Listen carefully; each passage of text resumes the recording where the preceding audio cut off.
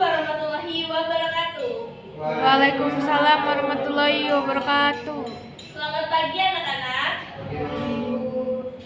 Bagaimana kabarnya hari ini? Alhamdulillah, semoga kita semua dalam keadaan sehat ya. Apakah hari ini ada yang tidak hadir? Bagus, Bu. Kenapa ya Bagus tidak hadir? Ambil Ibu. Semoga Bakis lekas membaik ya. Iya, Ibu. Baik, sebelum memulai pelajaran, Ibu akan mempresentasi terlebih dahulu.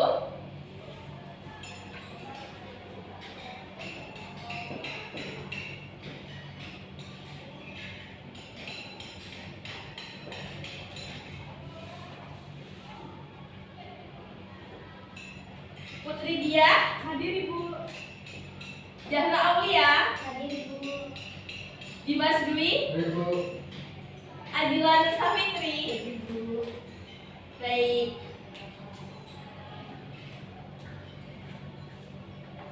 Baik, sebelum memulai pelajaran, hari ini kita akan mempelajari materi menyimpulkan isi teks eksposisi. Anak-anak, ada yang tahu nggak sih teks eksposisi itu apa?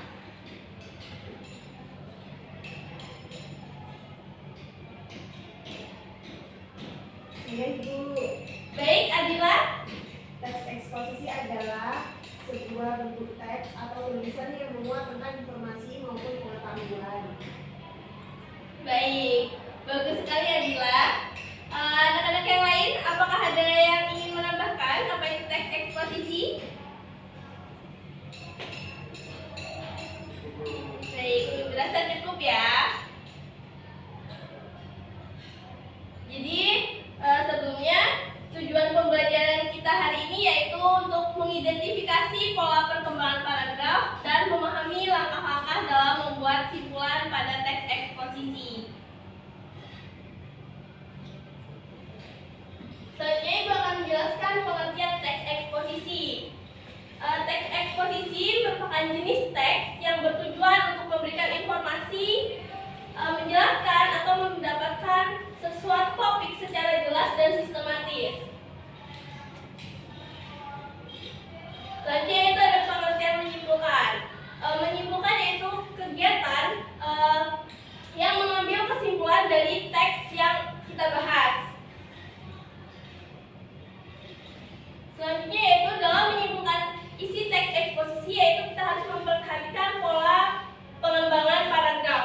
Dalam pola pengembangan paragraf ini terdapat 3 jenis ya. Yang pertama yaitu ada paragraf deduktif, yang kedua paragraf induktif, dan yang ketiga yaitu paragraf campuran. Paragraf deduktif ini merupakan gagasan atau kalimat utama yang terletak di awal paragraf, kemudian diikuti gagasan penjelas. Selanjutnya, paragraf induktif. Paragraf induktif ini merupakan gagasan utama yang terletak di akhir paragraf. Selanjutnya itu ada paragraf campuran. Nah, paragraf campuran ini gagasan utamanya itu terletak di awal paragraf dan di akhir paragraf. Ibu akan memberikan contoh pola pengembangan paragraf. Ini ada contoh pola pengembangan paragraf, paragraf deduktif dan paragraf induktif. Untuk Adila boleh dibacakan untuk contoh paragraf deduktif. Baik, Ibu. Paragraf deduktif. Pencemaran udara dari pabrik baja itu tidak hanya terjadi pada tahun ini. Sejak beberapa tahun yang lalu, pencemaran itu sudah meresahkan warga. Sudah banyak pihak yang mengingatkan agar keberadaan pabrik baja itu jangan sampai mencemari lingkungan sehingga membahayakan penduduk sekitar. Namun permasalahan ini tak kunjung tuntas dan mendapatkan solusi. Keluhan warga masih terus muncul dengan tuntutan yang sama, yaitu lingkungan menjadi sehat dan nyaman. Baik, terima kasih Adila. Untuk anak-anak semuanya, bisa dilihat ya untuk paragraf deduktif, gagasan utama atau kalimat utamanya itu yaitu terletak di awal paragraf, yaitu pada kalimat pertama. Pencemaran udara dari pabrik baja itu tidak hanya terjadi pada tahun ini. Selanjutnya Dimas, tolong dibacakan untuk contoh teks paragraf induktif.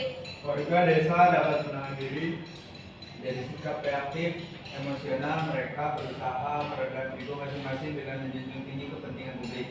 Setelah lahir adanya kesepakatan, mereka hidup secara berdampingan. Mereka senantiasa memegang prinsip kerukunan yang dikukuhkan para leluhur selama berabad-abad silam. Baik, terima kasih Dimas. Bisa dilihat ya untuk paragraf induktif ini, gagasan utamanya terletak di akhir paragraf di kalimat terakhir, yaitu mereka senantiasa memegang prinsip kerukunan yang dikukuhkan pada leluhur selama berabad-abad silam. Selanjutnya Dahlan, bisa dibacakan untuk paragraf campuran contoh teksnya. Ide atau gagasan merupakan sumber kreativitas manusia. Berbeda dengan ini berarti akal pikiran. Ide dalam hal ini menjadikan seseorang mempunyai kemampuan suatu karya dapat bernilai tinggi dan berharga. Intinya, kreativitas seseorang dapat dilihat dari hasil pemikiran atas ide yang mendasarinya. Baik, terima kasih Dara. Anak-anak bisa diperhatikan untuk paragraf campuran ini itu paragraf gagasan utama yang terletak di awal paragraf dan di akhir paragraf, atau di awal kalimat dan di akhir kalimat. Seperti contoh teks ini, pada paragraf campuran, gagasan utamanya itu berada di awal paragraf dan di akhir paragraf. Ide atau gagasan merupakan sumber kreativitas manusia, dan di akhir paragraf ada intinya kreativitas seseorang dapat dilihat dari hasil pemikiran atau ide-ide yang mendasarinya.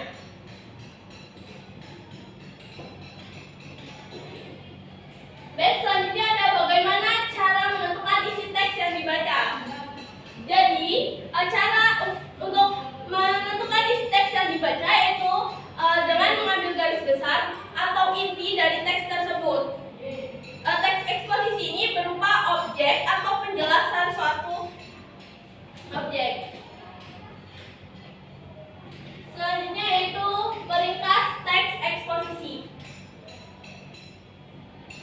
Yang pertama itu ada ringkasan. Ringkasan merupakan penyajian karangan dalam bentuk yang singkat dan efektif.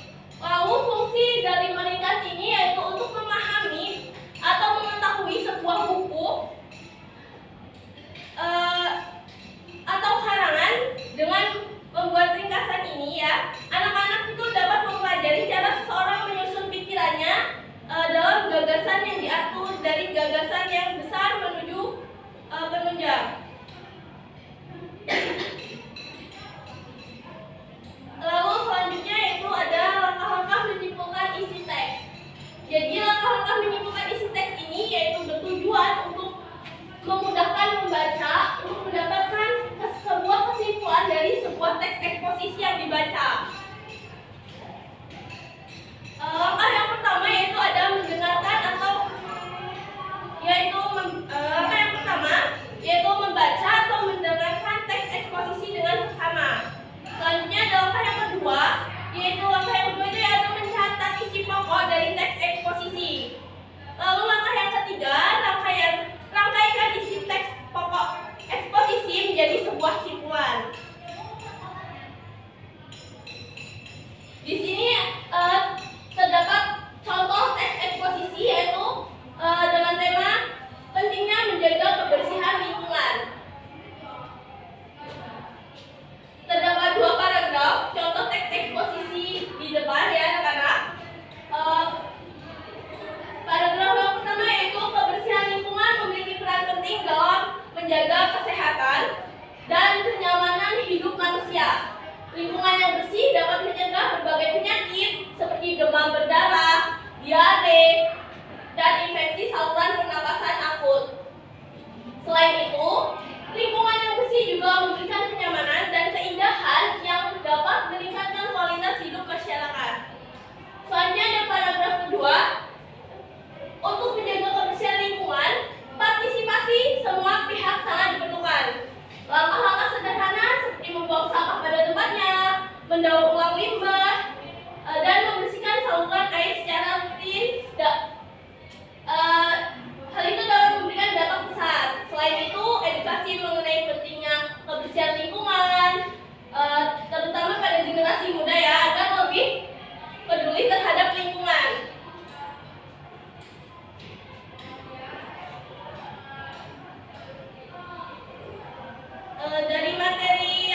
Ibu jelaskan tentang menyimpulkan isi teks eksposisi, apakah ada yang belum paham atau ingin ditanyakan?